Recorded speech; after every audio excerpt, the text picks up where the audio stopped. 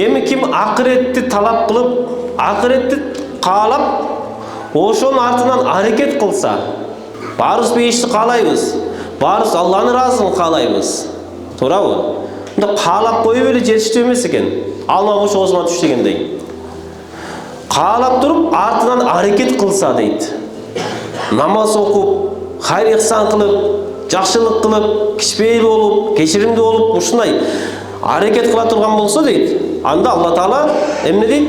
Алардын кылган аракетине сөз түрдө соон беребиз дейт. Караңызчы, бул дүйнөдө байлыкка чуркасаң, Алла Таала кааласак байлыкты берип коебуз дейт. Кааласак бербей да коебуз. А бирок акырет ишиндечи? Акырет ишине сиз мечит салайын деп аракет кылып чуркап жүрөсүз. Документтин артынан чуркап жүрөсүз. Колуна бар бир туугандарга айтып келип, бир тууган ушул жерге мечит салалы деп. Бирок өмүрүңүз өткөнчө мечит сала албай өтүп кеттиңиз.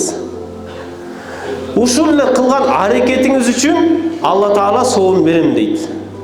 Акыреттик иш ушундай экен да. Ал натыйжа берип аягына жетпесеңиз дагы, ниетиңиз ушул медресе куруп калса экен, мечит куруп калса экен, же ушул жол оңдолуп калса экен, же ушул бир туугандын үйү бүтүп калса экен деген ниетте сиз аракет кылып жатасыз, бирок аягына да жеткен жоксуз. Бирок эртең күнү кыяматта сиз мечит, медресени курду, ушундай бир туугандын үйүнө жардам берди, жолду оңдоду, мындай кылды, андай кылды деген бүт сооптор астыңызга келет экен. Ошон үчүн пайгамбарыбыз саллаллаху алейхи вассалам айтат, момундун ниети амалдан жакшыраак деп айтыптыр. Канчалык?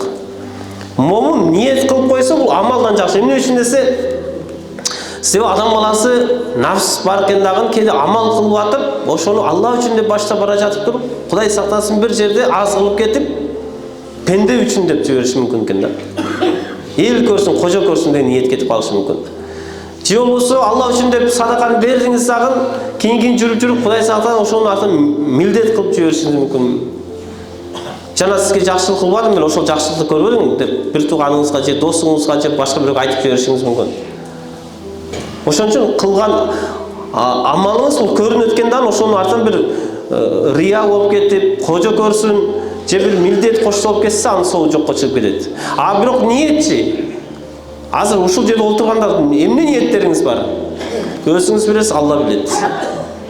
Жумадан кийин эмне ниетиңиз бар? Эмне иш кылайын деген? Бир жылдан кийин эмне ниетиңиз бар? Аны ниетиңиз бир гана Аллага таандык.